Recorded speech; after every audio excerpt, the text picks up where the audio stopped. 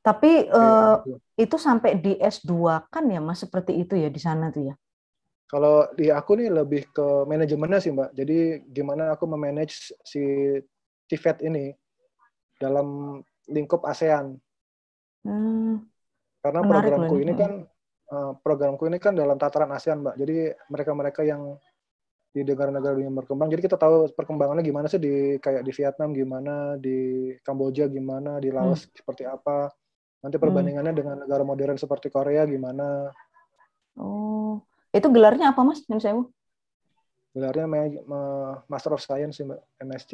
MSc ya. Oke, oke.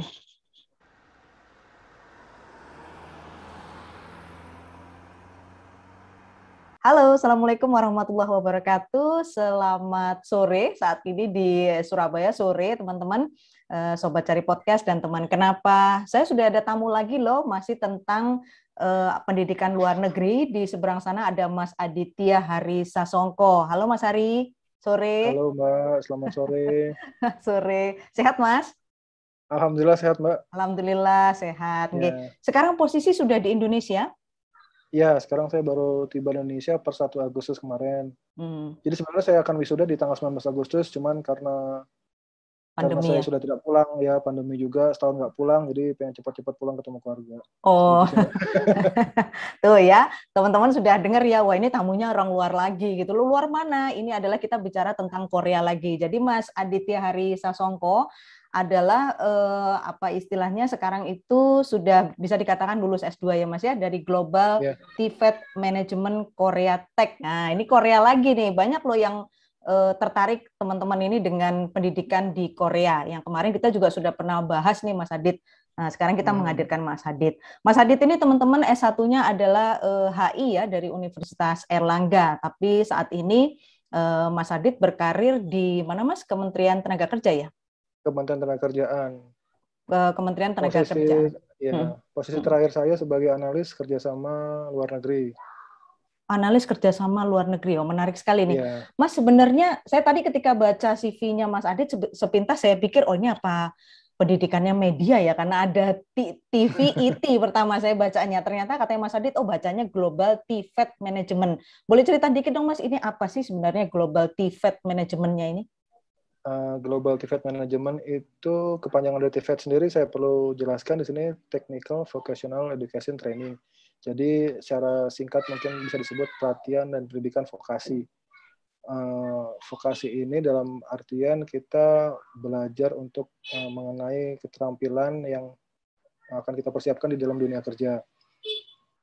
Jadi Global TVET Management itu secara garis besar sih bagaimana kita memanage technical vocational training ini atau pendidikan pelatihan vokasi ini dalam lingkup entah itu di BLK, Balai Latihan Kerja, ataupun sebagai struktur di universitas ataupun pelatihan vokasi di dalam dunia industri. Seperti itu, Mbak.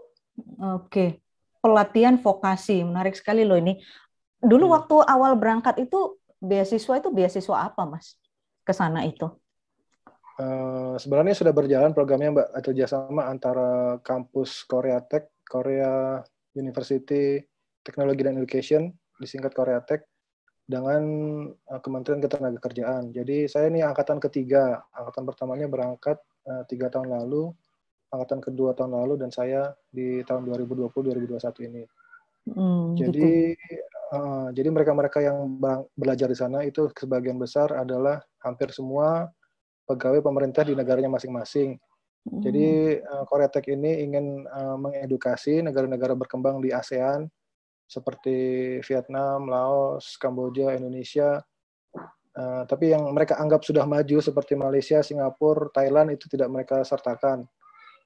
Hmm. Jadi selain di luar itu yang masih berkembang mungkin kayak seperti Filipina itu mereka invite dalam artian mereka juga ingin membentuk jejaring antara orang-orang di dalam Kementerian Ketenagakerjaan di masing-masing negara ASEAN dengan gimana sih pelatihan vokasi di Korea ini. Jadi mereka ingin juga memberikan edukasi kepada negara-negara berkembang seperti yang sudah saya sebutkan tadi dan mencoba membandingkannya dengan sistem yang ada di Korea.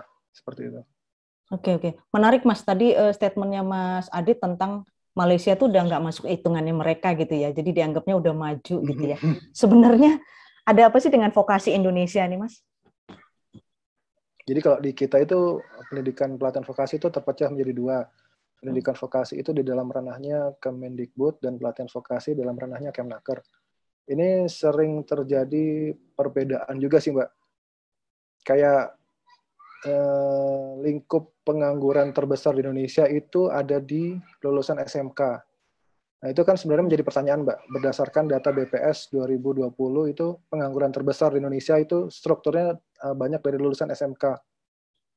Nah, berarti kan secara Oh iya ya. SMK itu kan dalam pendidikan vokasi kan, Mbak ya? Iya, iya, iya. Ya bukan saya ingin menyalahkan sistem yang ada di Indonesia, tapi dari data yang saya dapatkan dari BPS itu, berarti ada yang salah dengan sistem pendidikan kita di SMK. Dalam artian orang-orang ikut SMK ingin dapat mudah terserap di lapangan kerja. Tetapi kan kenyataannya tidak seperti itu. Jadi apa nih yang salah gitu kan? Apakah tidak adanya midpoint antara lulusan SMK atau universitas dengan pasar kerja, ataukah ada perbedaan kualitas di sini?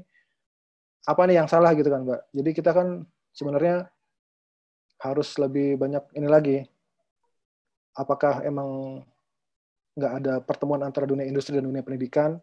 Midpoint-nya di mana? Ataukah emang kesalahan ada di kurikulum yang tidak bisa mengikuti kemajuan dunia industri? Seperti itu, Mbak. Nah, sejauh ini setelah Mas Adit pulang dari sana gitu ya, kira-kira pertanyaan yang tadi Mas Adit ajukan terjawab nggak, Mas? Sebenarnya PR-nya masih banyak sih, Mbak. Nggak cuma sebatas memenuhi dunia pendidikan kita aja. Jadi kalau di sana itu sinergi mereka maju sebagai sebuah bangsa itu sangat kuat sih, Mbak. Jadi selepas Perang Dunia Kedua, Korea itu sempat menjadi negara termiskin di Asia, Mbak. Jadi ketika mereka hancur lebur karena perang saudara antara Korea Utara dengan Korea Selatan, terus banyak lah, Mbak. Jadi mereka, kalau yang saya pelajari, Mbak, mereka kemauan sebagai sebuah bangsa untuk maju itu sangat kuat sekali gitu, Mbak. Gitu ya. Jadi dari saya ngeliat dari misalkan dalam pelatihan vokasi aja, Mbak. Jadi orang dulu itu ketika waktu awal-awal mereka berdiri sebagai sebuah bangsa, itu pagi mereka kerja di pabrik, sore belajar lagi di dalam pabrik yang sama. Jadi ilmu mereka itu benar-benar untuk digunakan dalam bekerja misalkan di pabrik itu, Mbak. Jadi pelatihan vokasinya benar-benar nempel di pabrik. Jadi cara mereka bekerja itu disesuaikan dengan pendidikan yang mereka terima di pabrik itu juga. Jadi pabrik yang sama, mereka belajar bagaimana caranya misalkan bekerja secara sistematis dan secara efektif gitu, Mbak. Jadi ilmu yang mereka dapatkan dan pekerjaan yang mereka kerjakan itu sejalan dan satu sinergi gitu, Mbak. Oke. Menarik ya. Ya ini tadi ada, kalau kita bicara by data memang ya Mas Adi tadi menyampaikan seperti itu ya, bahwa ternyata di tempat kita ini data ya yang bicara lulusan SMK itu menjadi jumlah pengangguran terbesar ya di Indonesia. Beda dengan di sana gitu ya, ketika anak-anak SMK mungkin dipersiapkan dengan lapangan perang yang sesungguhnya, mungkin itu ya Mas ya. Jadi prakteknya seperti ini, teorinya seperti ini, langsung mereka prakteknya juga seperti itu mungkin ya. Atau prakteknya banyak ya Mas di sana mungkin?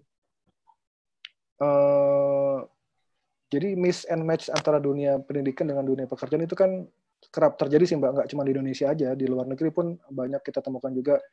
Misalkan pegawai bank itu anak teknik kimia atau anak teknik mesin kerja di media gitu, Mbak. Itu kan secara umum nggak cuma terjadi di Indonesia aja, tapi hampir di seluruh belahan dunia. Cuman prosentasenya itu sebesar apakah gitu, Mbak? Mix and match antara dunia pendidikan dengan dunia pekerjaan atau industri gitu, Mbak.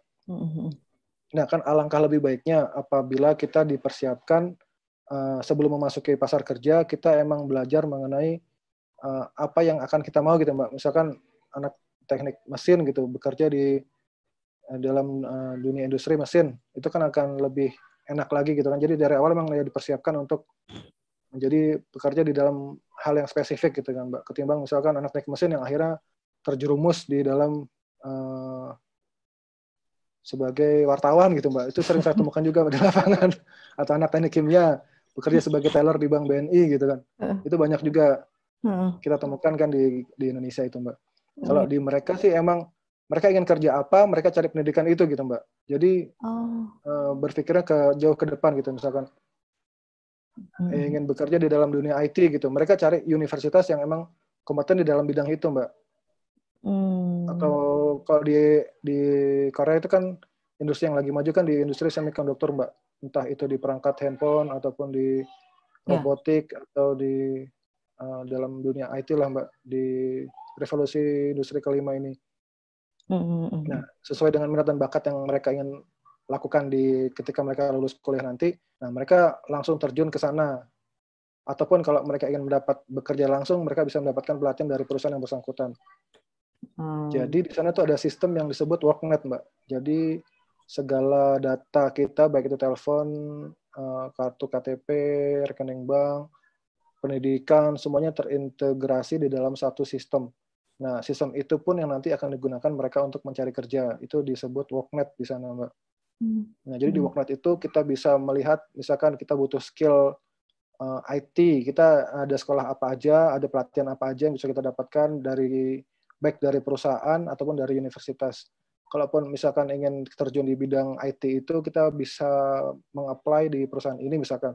Sebelum ke sana kita butuh pelatihan ABCDEF. Nah, jadi pelatihan ini bisa didapatkan di mana aja, misalkan di Korea Tech atau di Seoul University atau di mana. Nah, nanti muaranya tuh titik akhirnya tuh akan misalkan bekerja di IT di perusahaan Samsung seperti itu, Mbak. Jadi skill apa aja yang dibutuhkan si Samsung ini ketika kita mau melamar pekerjaan itu bisa kita cari lah, Mbak. Kita telusuri dengan mudah gitu, Mbak. Nah, kalau di kita kan kebanyakan selepas SMA kita bingung kan mau kemana nih selepas SMA kan.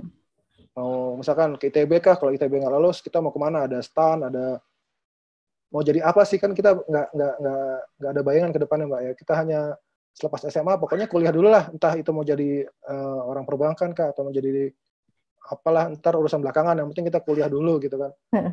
Kuliah dimanapun kita masih belum paham kan, ada teknik mesin, teknik elektro, arsitek apa, yang penting kuliah dulu aja, keterima di mana urusan belakangan kan kayak gitu. Kalau misalnya kita udah punya merancang masa depan kita sendiri gitu misalkan, Mbak. Kalau misalkan mau jadi arsitek, belajarnya apa, dalam misalkan interior, ada lagi desain produk atau desain grafis atau desain apa. Nah, sebenarnya hal-hal seperti ini nggak kita dapat ketika kita belajar di dalam struktur yang disebut sekolah, Mbak. Jadi kita mengalir aja dari kecil kan, dari SD, SMP, SMA, kuliah, tanpa kita pernah mengetahui tujuan akhir kita di mana gitu. Ataukah itu sebagai marketing kah, ataukah sebagai misalkan humas gitu kan. Nah, ini yang perlu kita benamkan di anak-anak kita nantinya sih, Mbak. Kamu mau jadi apa? Nah, pendidikan ini yang akan mendukung kamu jadi apanya itu loh, ketimbang kamu hanya sekolah dan mempelajari hal-hal yang secara umum gitu, Mbak, tanpa mempunyai skill terapan di masing-masing individu. Iya. Nah, itu sebenarnya yang saya dapatkan di Korea, Mbak. Iya, menarik ya, Mas ya. Ada Mbak, ada yang saya dapatkan menarik di sana, Mbak. Mungkin sering kita lihat di film-film juga, Mbak ya. Jadi sewaktu mereka SD gitu, Mbak ya, dalam sangat kecil sekali gitu, SD atau SMP, ada namanya karir day, Mbak. Jadi masing-masing orang tua siswa itu menerangkan apa pekerjaan mereka gitu, apa yang mereka lakukan di dalam dunia kerja. Jadi emang semenjak awal itu anak-anak di sana itu diberikan edukasi bahwa ada banyak pekerjaan yang bisa kamu lakukan setelah kamu dewasa. Kalau mengenai anak kita berubah-ubah itu emang wajar sih, Bu. Anak saya juga begitu gitu, Bu. Jadi ketika SD dia ditanya mau jadi apa, jadi dokter misalkan. Nah, tapi kebanyakan di kita itu pekerjaan anak itu nggak jauh beda dengan pekerjaan ayah gitu, Bu. Misalkan ayahnya dokter, beberapa dari anak dokter ini pasti ada yang jadi dokter lagi, karena mereka nggak punya contoh nyata di dunia sebenarnya itu mereka mau jadi apa sih, nggak tahu kan. Mereka hanya melihat sosok dari ayah atau ibunya aja. Sebagian besar misalkan bapaknya pilot, anaknya pun nggak jauh dari itu gitu, Bu. Entah di kerja aviasi ataupun jadi pilot juga.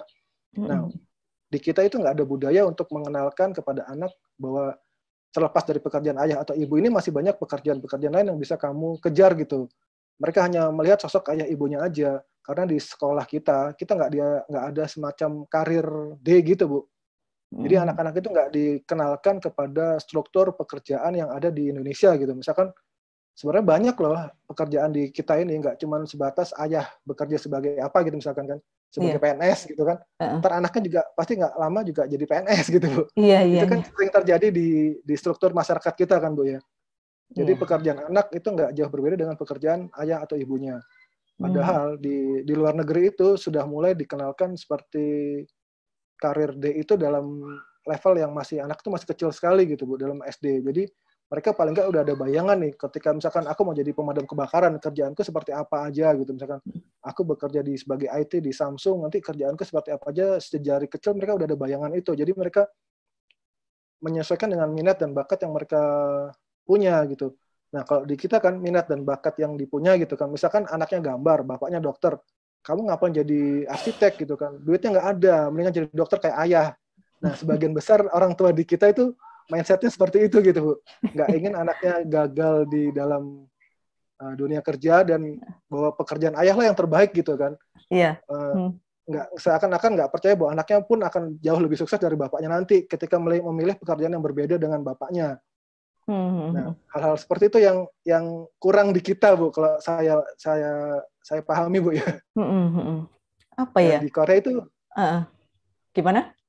Di Korea itu anak itu sudah mulai dilepas gitu. Misalnya kamu nggak harus bekerja sebagai profesi ayah gitu. Kamu bisa mengejar apa yang kamu mau gitu sedari kecil gitu, Bu.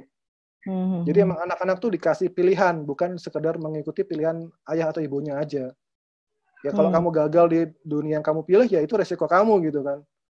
Ayah dan ibu membantu untuk memberikan kamu edukasi setinggi-tingginya, tapi kalau kamu gagal, ya itu resiko kamu yang kamu ambil gitu. Iya. Sebenarnya kalau masalah karir D ya Mas ya, kebetulan saya sekolah anak saya waktu SD itu ada Mas begini, jadi ada juga ibunya. Ada, jadi kita orang tua diminta untuk menceritakan di depan anak-anak itu apa sih sebenarnya kerjaannya si bapak dan si ibu ini gitu di depan anak-anak. Bahkan pada waktu tiba giliran saya, anak-anak itu saya ajak praktek untuk jadi wartawan beneran pada waktu itu, karena saya pikir apa ya yang paling gampang menjelaskan tentang profesi saya. Kalau humas mereka agak sulit ya membayangkan kayak apa sih humas itu gitu. Tapi ketika bicara wartawan itu loh Dek yang nulis berita gitu. Nah mereka gampang mengerti itu. Akhirnya saya pilihlah profesi itu gitu loh. Saya coba praktek, cuman mungkin masalahnya di Korea treatment ini dilaksanakan terus-menerus gitu, konsisten mungkin. Kalau di kita mungkin ya udah sehari itu aja. Setelah itu dalam 6 tahun anak saya bersekolah di SD itu ya kayaknya cuma sekali deh saya di karir D itu. Apa seperti itu ya Mas? Kalau di sana mungkin stepnya lebih ini ya? Iya, lebih kontinu mungkin Bu ya. Jadi kayak seminggu sekali atau sebulan sekali atau apa gitu Bu. Yang jelas pengetahuan mereka mengenai karir atau profesi itu luas sekali gitu Bu. Jadi nggak cuma terbatas di dalam struktur anak keluarga aja. Mungkin peran keluarga juga berpengaruh terhadap karir mereka. Tapi saya melihat adanya kebebasan di sini gitu Bu. Ketika saya punya teman orang Korea yang bapaknya dokter gitu kan, ketika dia memilih IT gitu kan, saya tanya kan, kamu kenapa milih IT padahal keluargamu dokter semua gitu kan. Ayahmu dokter, ibumu dokter. Dia bercerita kepada saya emang dia diberikan kebebasan untuk memilih jalannya sendiri gitu Bu. Kan saya agak amazed juga kan ketika teman-teman saya yang ayah atau ibunya dokter kebanyakan memilih jalan jadi dokter juga gitu Bu. Iya. Teman-teman yang saya punya di Indonesia gitu Bu, ketika dia memilih jalan sebagai IT gitu di tengah keluarganya yang sebagian besar dokter gitu, ya agak amazed sih bagi saya Bu. Soalnya kalau arisan keluarga omongannya nggak nyambung mungkin Mas mungkin. jadi yang lain kan arisan keluarga dia dokter semua, bingung dia ngomong apa gitu loh. Mas apa yang disampaikan Mas Adi tadi, belajar sampai ke Korea gitu ya tentang minat dan bakat ini ya. Kira-kira orang Korea sana dapat bayangan nggak Mas gimana cara dalam tanda kutip menyelesaikan permasalahan antara nggak nge-match-nya kita ini dengan minat dan bakat kita ini dengan lapangan pekerjaan yang ada? Mereka bisa dapat jawaban nggak? Ada analisis dasar nggak tentang kenapa sih Indonesia begini gitu? Ada nggak? Kalau saya belajar itu sebenarnya teman saya tuh nggak ada orang Koreanya Bu, karena di kelas saya itu negara-negara ASEAN. Jadi kelas saya itu ada 17 orang yang terdiri dari 4 orang Vietnam, 3 orang Kamboja, 2 orang Myanmar, dan 5 orang Indonesia. Jadi secara struktur emang nggak ada orang Koreanya di dalam kelas saya gitu. Kalaupun saya mau punya teman orang Korea itu karena saya bergaul di luar kelas saya gitu Bu. Dalam sudut pandang orang Korea, profesor-profesor saya Indonesia ini negara market yang menarik, Bu. Karena penduduk kita besar sekali kan, Bu. Di dalam lingkup ASEAN pun 250 juta penduduk Indonesia itu pasar yang empuk bagi mereka gitu, Bu. Iya. Include Korea, Bu. Iya. Kita target market yang empuk sekali gitu, Bu. Misalkan gitu kan dalam penjualan handphone atau mobil seperti Kia, Hyundai, itu mereka melihat kita sebagai pangsa pasar yang gurih gitu, Bu. Iya, iya, iya. Iya, jadi sebenarnya Korea itu majunya bukan karena mereka kaya akan sumber daya manusia ataupun karena sumber daya alam mereka itu enggak, Bu. Jadi mereka itu sebenarnya negara pengolah aja. Dia mengambil raw material dari negara lain, diolah di sana dan dijual kembali ke negara lain. Nah, itu sebenarnya yang membuat mereka kaya dan berkembang. Bahkan sekarang pun hampir mengalahkan Jepang sebagai negara semikonduktor di level Asia, Bu, bahkan level dunia. Ya, emang kita tahu juga Korean Wave itu di Indonesia juga jadi kayak berlipat-lipat ya, karena ya Korea dan pengaruh culture-nya lah. Kalau dari teman-temannya Mas Adit sendiri, ada nggak Mas sharing-sharing umpamanya di negara mereka, apa yang menurut Mas Adit aku pernah ingat kalau Myanmar cerita seperti ini misalnya, seperti apa Mas di mereka itu, kondisi yang kita alami ini? Kondisi kita itu dalam hal kebijakan, Bu, ya, itu sangat longgar sekali, Bu. Seperti ketika saya akan pulang kemarin, Bu, ya, itu negara lain belum ada yang bisa pulang karena negara masing-masing itu lockdown gitu, Bu. Tidak mau menerima orang asing, bahkan orang mereka sendiri nggak boleh pulang gitu, Bu. Karena emang lagi perkembangan COVID ini sangat luar biasa sekali kan dalam beberapa pekan terakhir ini. Tapi saya dapat dengan mudah pulang ke Indonesia, Bu. Karena tidak ada kebijakan lockdown ataupun apa-apa yang melarang saya untuk kembali ke negara saya gitu, Bu. Sedangkan dari ke-5 negara teman saya ini untuk pulang pun sangat susah gitu, Bu. Mereka harus daftar ke embassy dulu. Pesawatnya emang diblok semua, tidak ada penerbangan internasional yang boleh masuk, seperti itu, Bu. Nah, kemudahan yang saya dapatkan di Indonesia itu tidak mereka dapatkan di negaranya gitu, Bu. Ya entah karena kebijakan mereka terlalu keras ataupun kebijakan kita yang terlalu lembut, saya juga kurang paham, Bu. Cuman kalau saya lihat secara kebijakan negara kita tuh sangat-sangat fleksibel sekali. Entah apakah itu merupakan keunggulan atau kelemahan ya Mas ya, malah ya. Ya kan kita nggak tahu gitu loh.